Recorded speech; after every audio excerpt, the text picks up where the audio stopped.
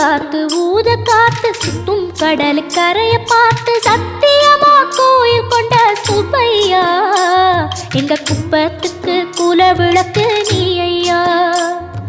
வாட காத்து வீச பார்த்து அலைய எதிர்த்து வலைய போட்டு மீன் பிடிக்கும் தொழில் நடக்குது முத்தையா. கரை மீண்டு வர காவல் உந்தன் வேலையா.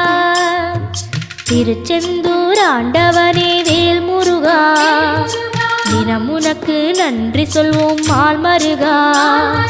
திருவடியில் தவம் இருப்போம் திருமுருகா தீப்பெழுது நலமெனவே வடிவழகா.